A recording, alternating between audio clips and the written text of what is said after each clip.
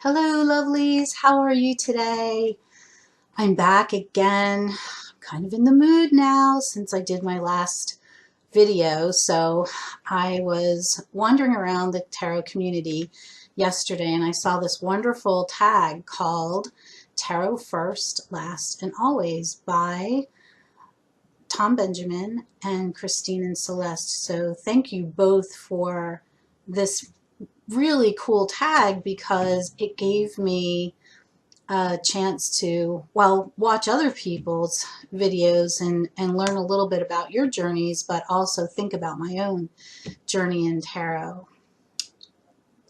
I came to tarot late in the game, okay?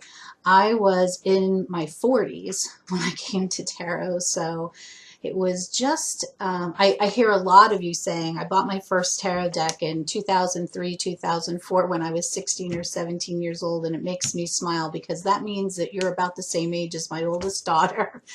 And I bought my first tarot deck at about that same time. I believe it was about 2002, possibly 2003.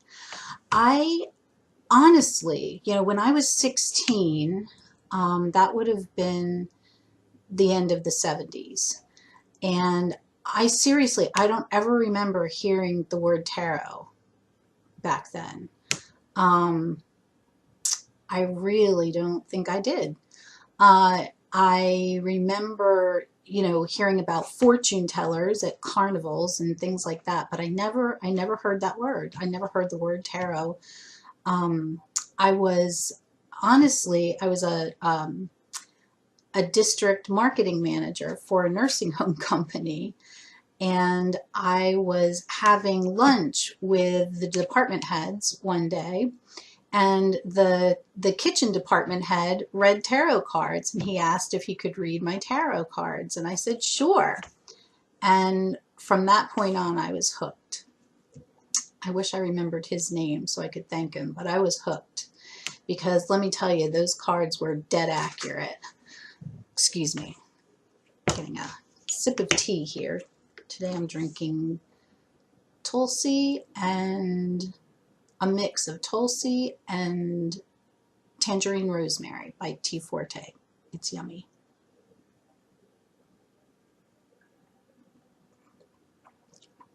Thank you. So, I didn't buy a deck right away though. And what happened to me was that I lost that job. I'm not going to go into the whole story, but anyway, I lost the job, and I became very, very depressed. There was a little metaphysical shop, it still exists, in the town of Lancaster, Pennsylvania, where I used to live. The lovely Sarah Preston owns that store, and the store's name is Radiance. If you ever get to Lancaster, Pennsylvania, and you go to Central Market, which you should because it is the oldest freestanding farmers market in the country, her store sits in a little alleyway right behind Market, so please visit her. She is absolutely lovely. So I went to see her. I was just really, really struggling and looking in different directions than the church had led me. And so, and I knew about tarot, and so I asked her for what she would recommend as a beginner's tarot deck and book. And so, I'm sure many of you can guess, my first deck of tarot cards was this one, the Rider-Waite-Smith, with the plaid backs and the nice fonts and the beautiful colors. You guys have all seen this deck before. But this deck was my deck of cards from 2003 until, and my only deck, until 2003, until the beginning of 2014. And the book she gave me was 78 Degrees of Wisdom by Rachel Pollack. And so I sat on my bed with the cards laid out in front of me and Rachel's book and notebooks and journals and tried to figure shit out. And what I found was that tarot really, really helped me with that. So I was stuck. I sure was. I was hooked, and I was in love, and I loved the way that tarot made me feel and kicked me in the ass when I needed it and brought me through a really hard time in my life. So thank you, Sarah Preston, and thank you to Radiance, and thank you to Arthur Waite and Pamela Coleman Smith for designing this deck. So in 2014, I knew two things. By that time, I had been reading a while and had read for friends and family and things, and kind of knew that I wanted to do this in a more professional gig way, but didn't have the confidence yet. Also started watching YouTube, and so I found all of you and saw all of the decks that you guys had, and this whole world was opened up to me, and I started collecting. And so from 2013, no, to the beginning of 2014 until now, I have almost 50 decks in my collection. The last decks that I bought, I actually put a picture of those on my Facebook page, so you're going to have to indulge me a little bit, because the last decks, there are 3 of them, they all came in the mail the same day. So without further ado, the first one of those, which just I'm in love with, oh gosh, I'm in love with this deck. Absolutely love, love, love how it speaks to me and the messages that it's giving me. I have not used this for clients yet. I'm still studying it. It is my deck for May to work with, and it is the Gaian Tarot. Now, this is the Schiffer version. So it has these, the blue borders. And I hear what everybody's saying about the way it was printed. I actually have 2 extra cards in this deck too. I think it's the 10 of Earth. I have 2 extra of, but everything else is there. So thank goodness for that. Love this deck. They've renamed some things, renamed some cards. Like I think, let me see here. I think the Devil is Temptation, and I really like, I like that. Let me see if I can find that card real quick.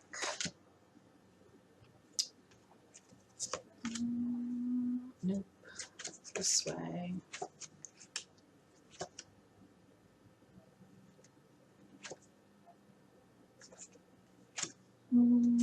I can't find it. Well, you know, there are some other cards that are in here. Well, I mean, the very first card, okay, the Fool is now the Seeker. And I love it. I love that it is multicultural. I love that there is so much diversity. We're not seeing a bunch of all the same size, all the same color, pretty much all the same gender people. They're all different shapes, sizes, ages. I'm really digging it. I love this High Priestess card. Oh my gosh, I just love this card. Trying to get the, that's glary. Okay, that's better. Yeah, I love that card. Oh. Good feels, good feels. And this, okay, so the Emperor, now think of the Emperor in the Rider-Waite deck and how just cranky he looks, right? So this is the Emperor in this deck, and it's called the Builder. Just really a way different feel. So I'm really loving this deck. However, I am not loving the borders. Many, many, many of you have trimmed them. I am here to tell you that I am afraid to trim my decks. I haven't trimmed one yet. This might be the first one. I'm not sure. Oh gosh, I'm so afraid that I'm going to mess it up, you know? I don't know. Have any of you felt that way? If you have, please comment below. Please tell me that yes, in fact, you did feel that way and you overcame and everything turned out okay. Because I'm really afraid to do it. And should I use scissors or should I get one of those Fiskars, you know, the Fiskars, the slicer thing? And what brand of corner chopper do you use? All of these things I need to know. So anyway, this deck came in the mail. The second one that arrived on the same day is the Good Tarot. And this deck, this deck, it's going to be another love of mine, I can tell. It comes in like an Oracle deck sized box, so these are Oracle deck sized cards. The little book is pretty good as far as I can tell. I have not delved into this one too much. I've looked at the book a little bit and I've gone through the cards, but I'm really trying to work with the Gaian right now. But these cards, and thank you for making the fonts big. Thank you, thank you, thank you. So there's the Fool.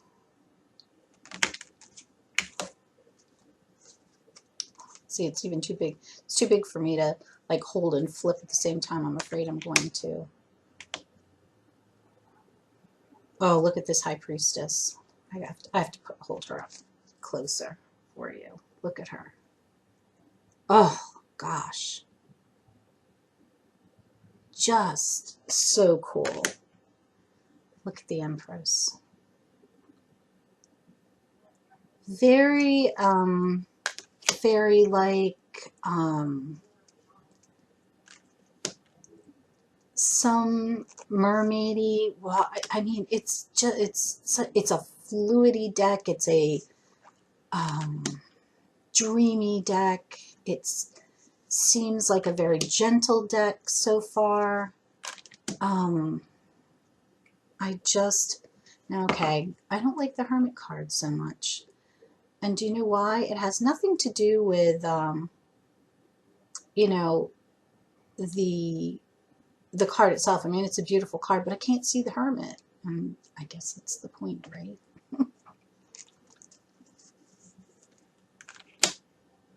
Oh, Fortune's Wheel. Let's go to the back a little bit. Okay, so this is the Six of Water. It's the Six of Cups.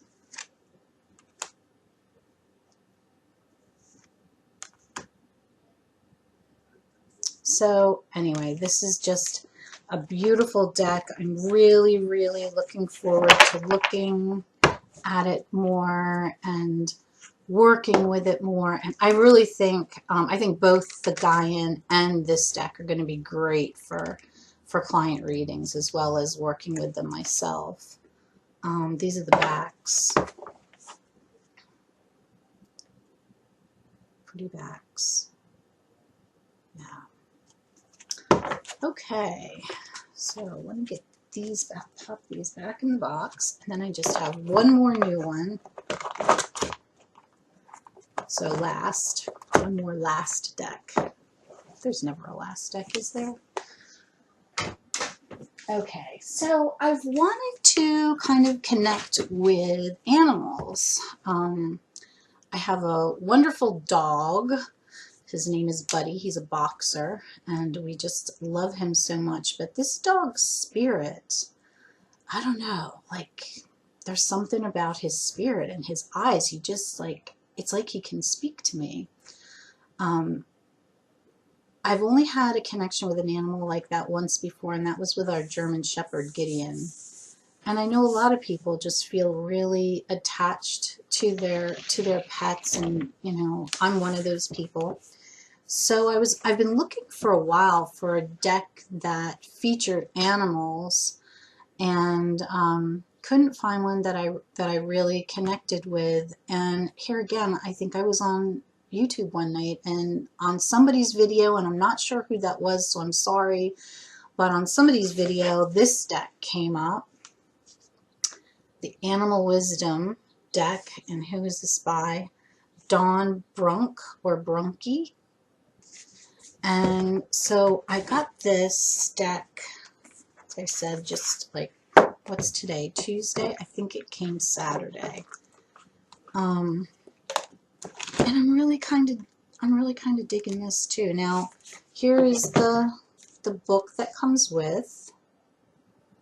I haven't even opened this book yet. Oh, well, probably should have, because it's a pretty cool book. Color pictures,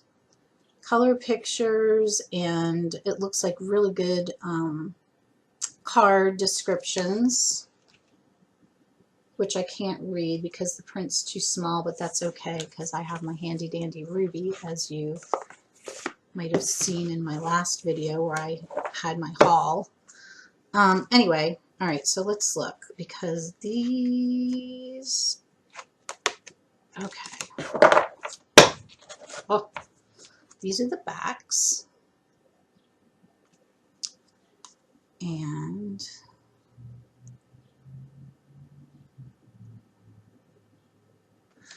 okay, and these are the cards. I really haven't even looked at the cards that much.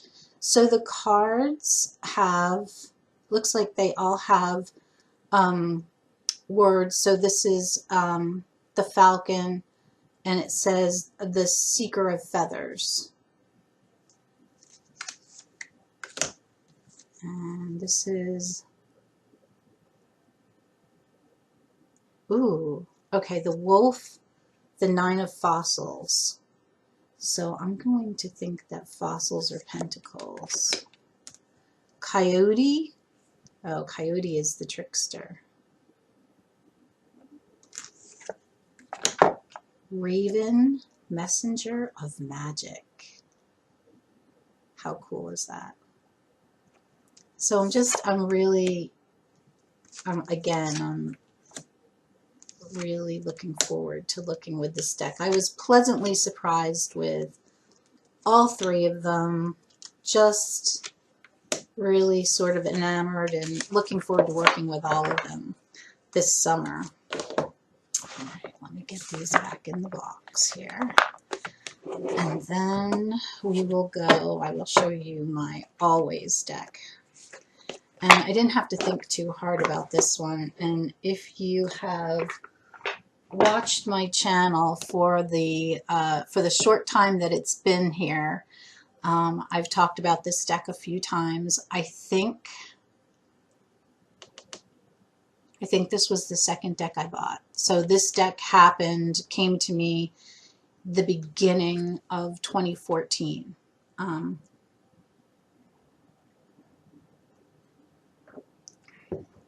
Yeah, the beginning of 2014, and I'm trying to think which deck came with it. Or the Silver Witch came just after it, and honestly, that's like a runner-up. I love that deck as well.